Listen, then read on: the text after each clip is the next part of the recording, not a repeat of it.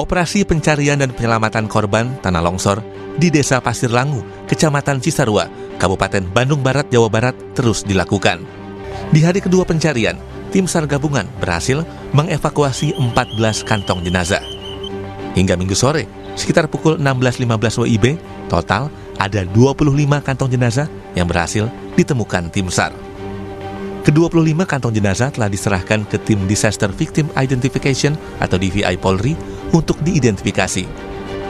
Dari ke-25 kantong jenazah, polisi berhasil mengidentifikasi 11 korban longsor di Cisarua, Kabupaten Bandung Barat. Sementara untuk ke-14 kantong jenazah lainnya masih dilakukan identifikasi. Untuk kantong jenazah yang diterima oleh kita dan dihantar oleh ambulan ini berjumlah 25 kantong jenazah. Untuk yang berhasil diidentifikasi yaitu 11 orang, 11 orang yang sudah kita rilis, dan sisanya kita akan melakukan kegiatan postmortem, antemortem di pos DVI ini. Pencarian korban longsor juga mendapat pantauan langsung dari Wakil Presiden Gibran Rakabuming. Sambil melihat proses evakuasi yang dilakukan tim SAR gabungan dan pembangunan manusia dan kebudayaan, Menko PMK, Pratikno, menegaskan pemerintah mengutamakan penyelamatan jiwa dalam penanganan bencana tanah longsor di Cisarua, Kabupaten Bandung Barat. Hal itu disampaikan Pratikno usai mendampingi Wakil Presiden Gibran Rakabuming meninjau langsung lokasi longsor. Kami saat ini mengutamakan yang pertama adalah penyelamatan jiwa. Oleh karena itu kita melakukan operasi SAR 24 jam non-stop. Tadi Bapak Wapres juga sudah membahas dengan Pak Wagub dan dengan Pak Bupati, dengan kami juga mengenai rencana relokasi untuk menghindari dampak susulan. Ini identifikasi lahan dan lain-lain tadi sudah diminta untuk segera dilakukan. Sementara itu, Kepala BNPB, Letjen Suharyanto, memastikan penanganan bencana longsor di Cisarua, Bandung Barat dilakukan secara menyeluruh. Letjen Suharyanto juga memastikan pemerintah menyiapkan skema relokasi bagi warga yang tinggal di kawasan rawan bencana. Kami dari pemerintah pusat lewat BNPB akan mendukung sepenuhnya terkait kebutuhan masyarakat yang terdampak sampai kondisi betul-betul pulih, dan kita membackup pemerintah, baik pemerintah kabupaten maupun pemerintah provinsi. Kemudian pasca bencananya juga demikian ya. Jadi untuk masyarakat yang tinggal di tempat-tempat pengungsian yang sementara ya, ini kan gedung ini juga sementara, itu ada dua pilihan, apakah mereka nanti dibuatkan hunian sementara atau mereka tinggal di sanak saudaranya. Sama ini seperti yang kita lakukan di tempat-tempat bencana lain. Kemudian juga ada skema relokasi. Dan relokasi bisa terpusat, bisa juga secara mandiri. Pencarian korban longsor di Cisarua, Bandung Barat sempat dihentikan pada pukul 10.40 pagi karena ada longsor susulan di hulu Gunung Burangrang. Pencarian dihentikan selama 2,5 jam hingga tim SAR gabungan menyatakan longsor susulan tak lagi terjadi dan proses pencarian kembali dilakukan. Tak hanya melalui darat, tim SAR gabungan menggunakan drone untuk mencari korban longsor.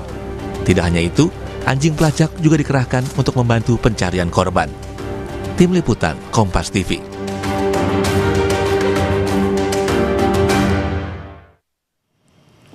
Dan untuk mengetahui proses pencarian korban longsor di Cisarua, Kabupaten Bandung Barat, Jawa Barat, kita sudah bergabung bersama jurnalis Kompas TV Mita Handayani dan juru kamera Andri Iskandar. Selamat pagi, Mita. Bagaimana proses pencarian hari ini? Jam berapa sekiranya mulai kembali dilakukan pencarian? Ya, selamat pagi Bremana. Untuk proses pencarian korban longsor di Cisarua, Kabupaten Bandung Barat, untuk hari ketiga ini rencananya akan dimulai pukul 8 pagi. Namun apabila kami pantau di sini di TKP, ini sudah ada beberapa relawan yang sudah mulai hadir untuk nanti ikut melakukan pencarian korban longsor seperti itu. Nanti rencananya untuk proses pencarian sendiri apabila di hari pertama itu masih menggunakan alat sederhana dalam proses pencarian.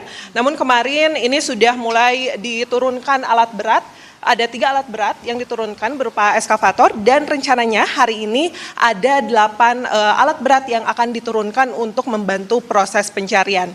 Namun Bremana, tadi sempat hujan kurang lebih pukul 6 pagi dan kondisi di sini juga agak berkabut. Nanti akan dilihat oleh para tim pencari atau para yang akan melakukan proses evakuasi, apakah nanti dapat tepat dimulai pukul 8 atau tidak. Dan sekarang saya sedang berada di tempat terjadinya longsor. Di sini masih terlihat banyaknya sisa-sisa longsor. Dapat dilihat di layar Anda bahwa di sini adalah sepeda motor yang pada saat kejadian ini tertimbun dan sudah dinaikkan ke atas seperti itu. Dan di sebelah kanan saya ini dapat dilihat adalah salah satu rumah warga yang menjadi zona merah untuk nantinya para warga yang ada di sini itu sudah dievakuasi ke posko pengungsian yang ada di Desa Pasir Langu seperti itu. Bagaimana ini untuk para pengungsi di posko yang ada di Desa Pasir Langu ini oleh Gubernur Jawa Barat sudah diberikan, nanti akan diberikan 10 juta rupiah seperti itu untuk melakukan mereka mengungsi atau mereka mencari kontrakan ke tempat yang lebih nyaman dibandingkan posko pengungsian seperti itu, karena memang untuk di posko pengungsian sendiri kurang lebih ada sekitar 400 jiwa yang ada di sana dan di sana memang kurang kondusif seperti itu. Jadi memang untuk Gubernur Jawa Barat sendiri memberikan 10 juta rupiah per kepala keluarga untuk mereka melakukan pengungsian ke tempat atau mengontrak di tempat yang lainnya, kurang lebih itu bisa digunakan sekitar untuk 2 bulan seperti itu, Bremana. Ya, Mita, tadi Anda sebutkan cuaca sempat hujan di pukul 6 waktu Indonesia Barat. Kemudian bagaimana dengan kondisi tanah di sana selepas hujan? Apakah memungkinkan untuk bisa dilakukan pencarian dengan aman? Ya, Bremana memang untuk saat ini untuk kondisi tanah sendiri apabila dilihat secara kasat mata, ini memang masih terlihat sama seperti di hari pertama dan hari kedua seperti itu. Tanah masih labil seperti itu dan lumpur-lumpur juga masih banyak. Ini dapat dilihat untuk menapaki atau untuk berjalan ke arah daerah evakuasi sendiri memang harus dibantu dengan alat-alat lainnya. Banyak sekali potongan-potongan kayu atau potongan-potongan besi yang dijadikan dasar untuk tempat berpijak para relawan atau para petugas yang nanti akan melakukan evakuasi seperti itu. Dan ini apabila dilihat dibandingkan hari pertama dan hari kedua, ini untuk aliran air dari hulu seperti itu, untuk ini cukup lumayan deras untuk saat ini dibandingkan di hari pertama dan hari kedua, karena memang tadi pagi sempat terjadi hujan seperti itu. Untuk saat ini memang sudah berhenti, namun kondisi di lapangan saat ini masih cukup mendung seperti itu. Semoga nanti pada saat dimulai proses evakuasi yang dijadwalkan akan berlangsung pukul 8, ini kondisi cuaca sudah mulai cerah seperti itu, Bremana. Baik, tetap jaga keselamatan untuk Anda dan juga rekan-rekan di sana. Terima kasih jurnalis Kompas TV Mita Handayani dan juru kamera Andri Iskandar dari titik longsor di Desa Pasir Langu di Kecamatan Cisarua, Bandung Barat. Saudara, hingga Minggu sore, tim SAR berhasil mengevakuasi 25 kantong jenazah korban longsor di Cisarua, Kabupaten Bandung Barat, Jawa Barat. 11 diantaranya berhasil teridentifikasi. Senin pagi, pencarian korban longsor kembali dilanjutkan. Lantas, seperti apa mekanisme dan kendala pencarian korban, serta bagaimana penanganan terbaik untuk warga korban longsor yang selamat? Kita akan bahas bersama dengan narasumber yang sudah bergabung melalui sambungan daring. Ada Kepala Pusat Data Informasi dan Komunikasi Kebencanaan atau Kampus Datinkom BNPB, Abdul Muhari. Selamat pagi, Pak Aam.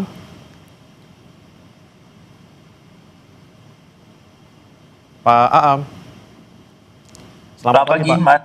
Ya. Mas Bremana. Ya, baik. Pak Aam, kami kembali update informasi ataupun data terkait dengan jumlah korban yang berhasil ditemukan. Ini ada berapa, Pak, sampai pagi ini? Apakah masih sama dengan data yang kemarin Minggu sore, Pak? Ya, dari hasil laporan tim SAR gabungan di lapangan pada penutupan operasi SAR kemarin,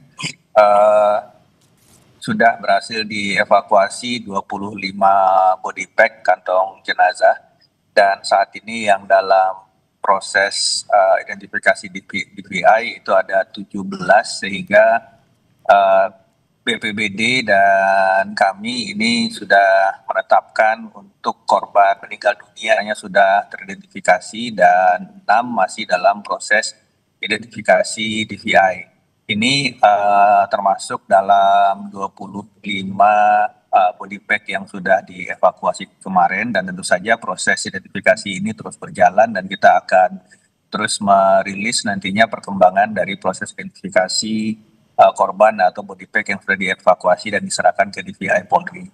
Yang pertama, yang kedua, memang sebenarnya sejak hari pertama itu alat berat sudah digeser ke lokasi, Mas Bremana.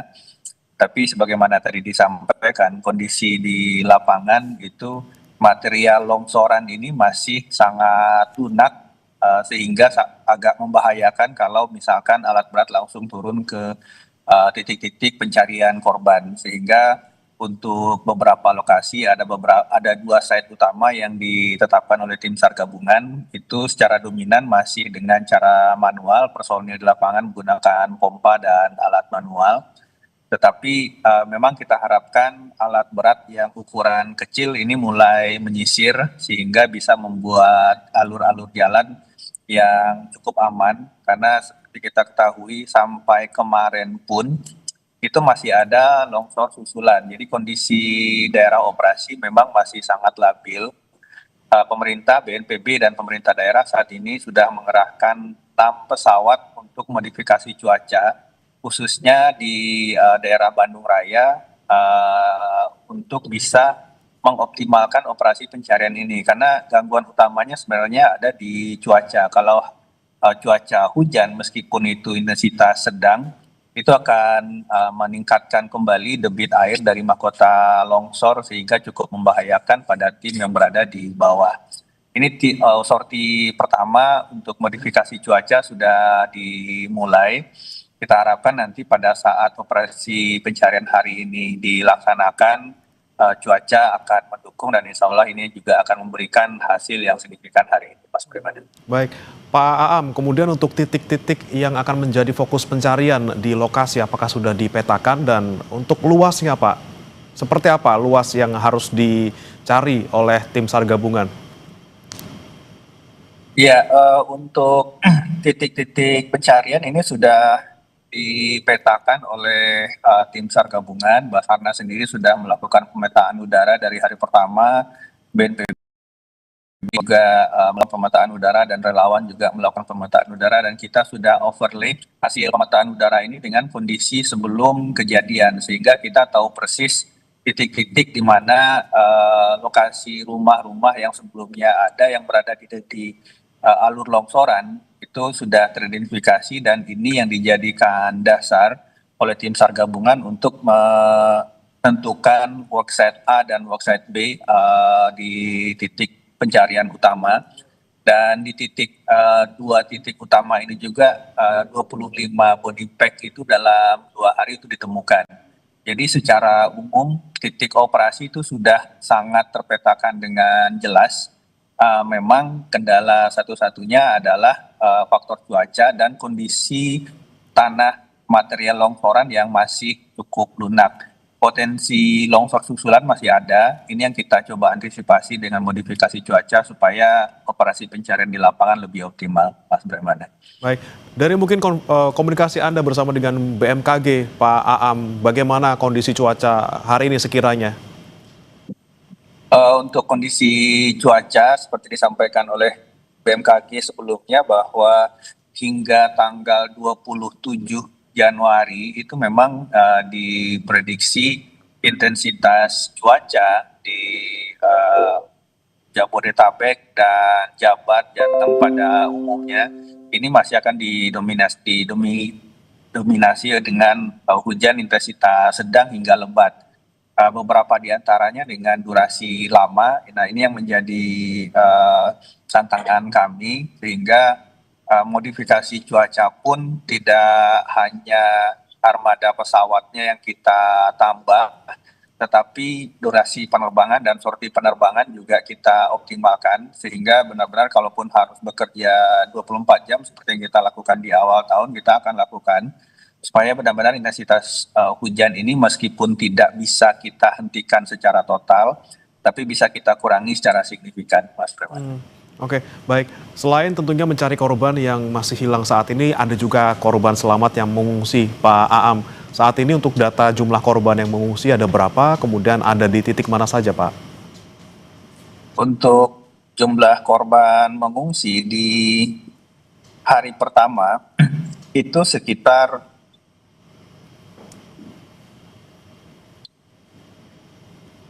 150-an jiwa. Nah, ini yang kemudian disampaikan oleh Gubernur Jawa Barat, ini akan diberikan dana tunjangan untuk mengontrak rumah supaya pengungsi ini bisa segera menempati tempat atau mencari kontrakan yang lebih layak. Meskipun hingga saat ini kebutuhan logistik di lapangan ini sangat aman, artinya tercukupi dengan baik. Ada beberapa kondisi-kondisi yang kemudian setelah Gubernur Jawa Barat menyampaikan akan ada dukungan dana bantuan bagi pengungsi, ini juga secara sosial ini harusnya bisa segera membuat pengungsian ini bisa segera berkurang, dan ini yang kita harapkan dalam 1-2 hari ini supaya ketika dukungan anggaran atau dukungan bantuan dari pemerintah provinsi ini tersalurkan, maka saudara-saudara kita yang saat ini di tempat pengungsian ini bisa segera mencari tempat tinggal yang lebih layak dengan dana bantuan yang sudah disampaikan. Terlepas dari nanti dukungan ini, pemerintah sendiri melalui BNPB juga sudah berkoordinasi dengan pemerintah provinsi bahwa memang nantinya untuk masyarakat yang rumahnya saat ini terdampak atau hancur atau tersapu oleh material longsoran yang nantinya akan kita petakan berada di daerah merah, ini akan kita relokasi, Mas Bremana, karena tidak mungkin akan dibangun kembali pada tempat yang sama. Kita harus memastikan bahwa pembangunan rumah rusak akibat bencana ini benar-benar bisa menjamin nantinya ke depan tidak terdampak bencana yang sama. Nah, skema relokasi sudah disampaikan, kalau pemerintah daerah memiliki lahan yang cukup untuk satu site semua daerah terdampak, itu akan kita bangunkan, tapi juga bisa dengan skema-skema misalkan ada warga masyarakat yang mempunyai lahan di tempat lain di luar daerah merah dan ingin dibangun rumah di situ, itu juga akan kita akomodasi, Mas Breman. Baik, berarti dipastikan tidak akan lagi dibangun di tempat yang sama untuk rumah mereka ya Pak ya. Tapi kemudian bagaimana dengan warga mungkin di radius sekian kilometer yang tidak terdampak tapi masih berada di zona-zona yang berbahaya, Pak Aam? Apakah juga akan direlokasi atau seperti apa, Pak? Saat ini kami berkoordinasi dengan Pusat Vulkanologi dan Mitigasi Bencana Geologi dan juga BMKG dan juga Universitas.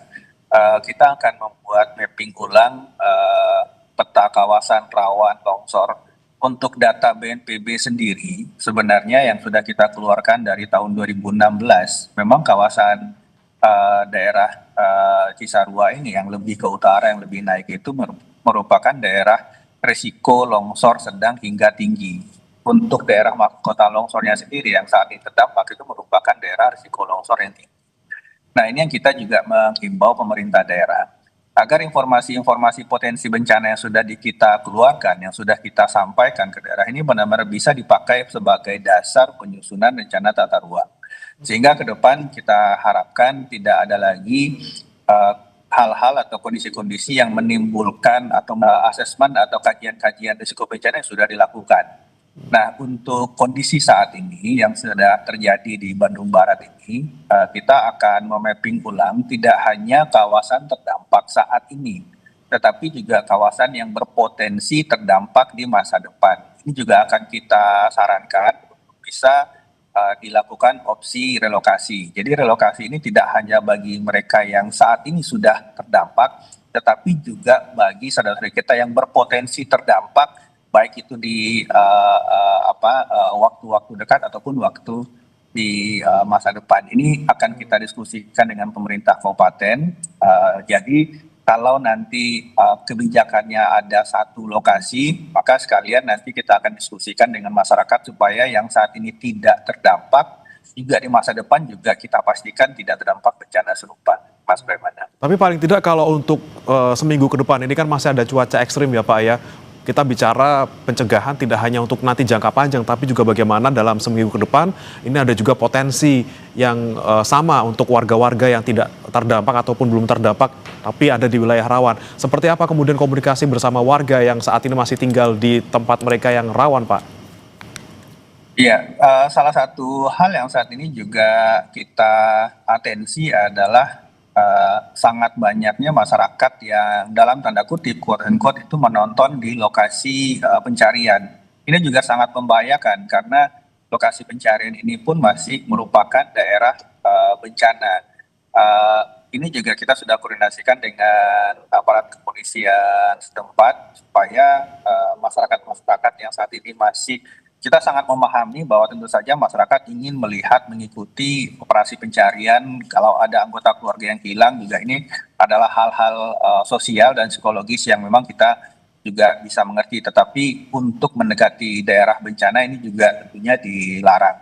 Nah, untuk 1 minggu ke depan tentu saja sementara masyarakat yang saat ini tempat tinggalnya masih berada di lokasi rawan bencana, meskipun bukan di lokasi bencana, ini juga kita sarankan untuk sementara masuk dalam skema dukungan yang akan dilakukan oleh pemerintah provinsi. Sehingga ada buffer zone, ada daerah buffer yang tidak hanya berbatasan dengan daerah yang terdampak saat ini, tetapi apakah itu dalam radius 50 hingga 100 meter kiri kanan daerah terdampak, itu kita sarankan juga sementara untuk menghindari daerah atau pemukiman mereka supaya memastikan nanti sekiranya ada longsor susulan atau banjir bandang susulan, jadi banjir longsor susulan yang cukup membahayakan. Ini yang kita harapkan bisa dikeluar dulu dari lokasi terdampak dan di sekitar lokasi terdampak, untuk memastikan bahwa seminggu ke depan atau sampai musim hujan ini selesai, masyarakat yang dari lokasi itu aman dari bencana susulan. Baik, Pak Aam, ini kemudian tentunya banyak sekali yang harus dilakukan baik BNPB maupun juga pihak-pihak terkait untuk bencana ini, dan dari BNPB juga sudah membagi dengan sejumlah klaster penanganan gitu ya Pak ya, mulai dari SAR, kemudian logistik, pemulihan, dan beberapa yang lainnya. Ini bagaimana kerja dari BNPB, pembagiannya seperti apa, dan progres dari masing-masing klaster ini seperti apa, Pak? Untuk proses tanggap darurat saat ini, koordinasi lintas kementerian ini berjalan sangat kuat, sangat bagus. Tim SAR gabungan saat ini juga personil dari TNI Polri, potensi SAR dan relawan itu berjumlah tidak kurang dari 300 orang. Alat berat dari Kementerian PU juga optimal. Artinya proses lintas sektor yang dilakukan pada fase tanggap darurat ini kami pastikan optimal. Pimpinan negara juga sudah hadir, Bapak Wapres, Menko PMK kemarin hadir langsung melihat situasi di lapangan. Memang PR kita hanya memastikan bahwa kondisi dari faktor-faktor pendukung seperti cuaca, alat berat, dan lain-lain ini bisa kita optimalkan supaya operasi pencarian dan keseluruhan operasi tangkap darurat ini berjalan efektif dan efisien. Baik, Pak Aam, tentu tidak hanya di Bandung Barat saja, tapi juga di Jawa Barat. Ini yang kami dapatkan informasi juga dari sejumlah narasumber yang sudah kami wawancarai, bahwa memang banyak sekali titik-titik rawan yang ada di Jawa Barat terkait dengan cuaca ekstrim yang terjadi. Di mana saja Pak yang kemudian sempat dipetakan juga oleh BNPB sekiranya yang masih beresiko tinggi untuk bisa terkena bencana di cuaca ekstrim yang terjadi beberapa waktu terakhir ini, Pak? Ada dua kondisi. Pertama, untuk banjir ini adalah daerah-daerah di sepanjang Pulau Jawa pada umumnya untuk bagian tengah ke utara. Saat ini kita pahami, kita ketahui ada Karawang yang masih sangat masif akibat luapan dari Sungai Citarum dan beberapa tanggul titik tanggul yang jebol, kemudian ada Kabupaten Bekasi, ada Kabupaten Tangerang, kemudian di Jawa Tengah ada Pekalongan, Pati, Kudus, Jepara, kemudian digeser lagi. Memang kalau kita lihat secara umum, Mas Bremana, ini untuk tengah ke utara itu potensinya adalah banjir, baik itu luapan sungai, titik-titik tanggul jebol maupun rob dari arah laut. Sedangkan untuk tengah ke selatan, ini adalah longsor dan banjir bandang. Untuk Jawa Barat, kami juga menghimbau Garut, Tasik, itu juga harus waspada. Ke arah tengah ini Trenggalek, kemudian Pacitan, dan seterusnya ke timur itu juga sudah harus waspada karena intensitas curah hujan tinggi ini sebagaimana prediksi BMKG masih akan berlangsung hingga akhir Januari, dan tentu saja kita dengan kesiapan dari pemerintah daerah khususnya, karena operasi tanggap darurat ini bisa akan optimal karena kalau fase-fase pra bencananya itu disiapkan dengan baik. Jadi dalam kesempatan ini kami juga menghimbau pemerintah daerah pastikan melakukan pengecekan alat, perangkat, personil, dan anggaran. Jika sekiranya diperlukan dukungan pemerintah pusat, segera tetapkan status siaga darurat dan segera diajukan kebutuhan-kebutuhan yang memang akan diperlukan jika kondisi kedaruratan terjadi, Mas Bremana. Baik, banyak sekali daerah-daerah ya, baik di Jawa Barat maupun Jawa Tengah yang masih rawan sekali untuk terjadi bencana. Terakhir Pak Aam, untuk warga khususnya yang ada di sekitar wilayah Bandung Barat dan juga di sekitar lokasi longsor, imbauan Anda untuk mereka tentunya untuk menjaga keselamatan dari ancaman ataupun potensi longsor susulan seperti apa Pak? Pertama, bagi saudara-saudara kita yang memang saat ini berada di dekat lokasi bencana, kami menghimbau tolong jangan mendekati lokasi pencarian atau jangan mendekati lokasi daerah operasi atau daerah terdampak longsor. Ini masih sangat berbahaya. Terkadang longsor susulan bisa terjadi sangat cepat dan titiknya kita tidak bisa duga. Jadi kepada saudara-saudara kita yang saat ini ada di lokasi longsor Cisarua, tolong berikan ruang dan lokasi ini kepada tim pencari supaya bisa lebih optimal. Masyarakat agar mundur dulu, cari tempat yang lebih aman. Dan kalau terjadi hujan dengan durasi sedang hingga tinggi, lebih dari 1 jam, segera menghindar bagi mereka yang ada di kelerengan, mereka yang ada di titik-titik yang minim vegetasi, segera menghindar dan mencari tempat yang lebih aman. Karena karakteristik dari soil, karakteristik dari tanah di sekitar Jawa Barat, Jawa Tengah, bagian tengah selatan ini adalah tanah gembur, porositasnya tinggi. Jika terjadi hujan intensitas sedang atau tinggi dalam durasi lebih dari 2 jam, itu sangat mudah terjadi saturasi penyatuan antara air dan tanah sehingga sangat kemungkinan terjadinya longsoran. Jadi sekali lagi, kalau hujan lebih dari 2 jam, segera menyingkir ke tempat yang lebih aman. Ya. Kewaspadaan dan juga kesadaran dari warga untuk menjaga keselamatan kita harus terus sosialisasikan Pak, dan juga kita harapkan pencarian hari ini lancar, cuaca mendukung, dan seluruh korban yang dinyatakan hilang bisa segera ditemukan. Terima kasih Pak Abdul Muhari, Kepala Pusat Data Informasi dan Komunikasi Kebencanaan BNPB, sudah bergabung bersama kami di Sapa Indonesia Pagi. Selamat pagi Pak Aam. Selamat pagi, terima kasih Pak Breman. Saudara, usai jeda 2 bulan pasca bencana banjir dan tanah longsor, belum semua warga korban banjir menempati hunian sementara atau direlokasi seperti warga